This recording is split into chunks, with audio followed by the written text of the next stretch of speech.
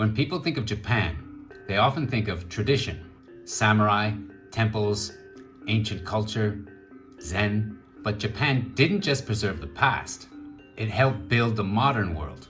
From high-speed trains, to batteries in your phone, to the way you even scan a menu. Japan's innovations are everywhere. And some of them completely changed how we live. Here are some examples. Number 1, and my personal favorite, the Katana and Tatara, the samurai sword. Japanese swordsmiths weren't just making weapons. They were solving a materials science problem, centuries ahead of their time. Iron isn't perfect. Too much carbon, it becomes brittle. Too little, and it becomes soft. So they developed the Tatara furnace, where iron sand is smelted for 3 days straight. The furnace master literally stays awake, controlling the temperature the entire time. When it's done, the steel is broken apart and sorted by quality. Now here's where it gets really interesting. The inside of the blade is made from lower carbon steel, softer and more flexible. The outside is higher carbon steel, harder, sharper. Each are folded and pounded again and again, distributing the carbon evenly and getting rid of impurities. Then they are combined like a wrapped sandwich. High carbon wrapped around low carbon. So the blade can bend without breaking and still hold a razor edge. Then the swordsmith covers the blade with clay, thinner on the edge, thicker on the spine. And when it's quenched or rapidly cooled, the blade curves slightly. That curve makes cutting far more effective. An exaggerated example, imagine the curve. The point here touches first, and then it can cut more easily. Compare that to how it touches on a flat blade. The whole blade touches at the same time. And that wavy reflection along the blade, the hamon, that's the swordsmith's signature from how they apply the clay. This wasn't just craftsmanship, it was precision engineering. Number 2, the Shinkansen, the bullet train. In 1964, Japan introduced something the world had never seen, a train moving over 200 kilometers an hour. But speed wasn't the only breakthrough. How did they do it? Many factors combined. First, aerodynamics. That iconic bullet-shaped nose reduces air resistance, and the body of the train is sealed and airtight to reduce drag and pressure changes. Then, lightweight materials used in the design, and a big innovation. Instead of one engine at the front, they used motors spread across multiple cars. More power, better acceleration. But the real innovation, they didn't just upgrade trains, they built entirely new infrastructure. Dedicated tracks with wider gauge rails, no road crossings, gentle curves. Everything designed for speed. And decades later, they're famous for something even more impressive. They're almost never late. They're even building a new maglev train that levitates and will go over 500 kilometers per hour. Number 3, the Sony Walkman. Before the Walkman came out in 1979, music was something you listened to in one place, at home, on a stereo, maybe in your car. Then suddenly it was everywhere. The Sony Walkman used cassette tapes. Small, portable, personal. And I remember this. As a teenager, I had one with me all the time. Walking, traveling, just sitting around. I'd carry multiple tapes, swapping albums constantly. I'd share songs with friends and listen to music constantly. I was an addict. Honestly, I probably listened way too loud. Between that, playing drums, going to rock concerts, yeah, probably not great for my ears. But that's how powerful it was. It didn't just change technology, it changed behavior. And it laid the foundation for everything that came after.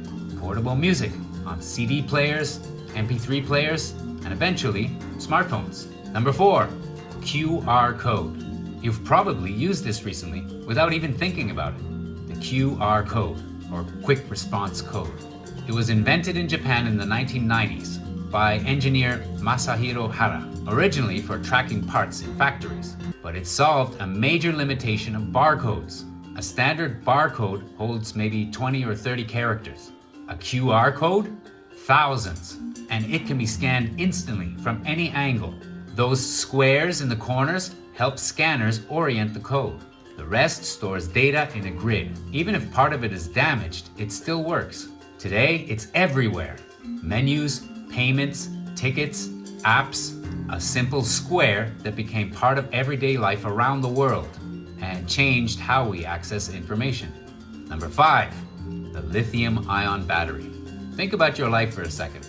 Your phone, your laptop, wireless devices, your electric car, if you have one, all powered by something small, rechargeable, and portable.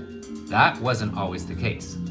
Older devices were heavy, limited, or they needed constant power. Remember those huge old cell phones? Or a boombox needing 10 AA batteries just to power it? Lithium-ion batteries changed all of that. While the science developed over time, Japanese companies helped bring them into practical use in the 1980s and 90s, making them smaller, lighter, rechargeable. That combination changed everything. Now, powerful electronics didn't have to stay plugged into the wall. They could move with you. Number 6, robotics. Japan has been pushing forward robotics for decades. In the 1970s, they created one of the first humanoid robots, Wabot. It could walk, grip objects, even play simple music. It wasn't perfect, but it showed what was possible. But the bigger impact was in manufacturing, with industrial robotics. Before automation, people working in manufacturing jobs did repetitive tasks all day, the same motion over and over. Think of early car factories. Remember Henry Ford's assembly line? Same motion, same task, all day, every day. Robotic systems changed that completely. Now machines handle precision tasks at incredible speed, building cars, components, electronics, more consistent, more efficient. And today, we're seeing robots that can walk, balance, interact. Japan helped push us toward that future. Number 7, blue LED. This one seems small, but it changed modern technology. For decades, scientists could create red and green LEDs, but blue, that was the missing piece. Without blue, you couldn't create true white light or full color displays. It took years, but in the 1990s, Japanese engineer Shuji Nakamura solved the problem, despite facing significant adversity, with his company telling him to stop his research as they thought he was on the wrong path. He developed a new technique to build a substance, gallium nitride crystals, and the correct structure that could emit blue light efficiently. That breakthrough made it possible for modern, more efficient LED lighting, and laid the foundation for modern displays, from TVs to smartphones, full color screens. A tiny innovation with a massive global impact. Number 8, instant noodles. After World War II, Japan faced a serious problem, food shortages. Momofuku Ando, a Taiwanese-born Japanese inventor and businessman, asked a simple question: how do you make something cheap, fast, and easy to prepare? The answer? Instant noodles. He called them ramen. By pre-cooking and flash frying them to remove moisture, they could be stored long-term and cooked in minutes. And let's be honest, how many times have you not felt like cooking and just thrown the noodles and seasoning into some boiling water, or even in the microwave? Today, billions of servings are eaten around the world. A simple idea that became a global staple.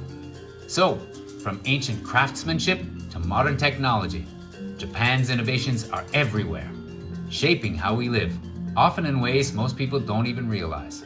Which one surprised you the most? And what did I miss? Let me know in the comments.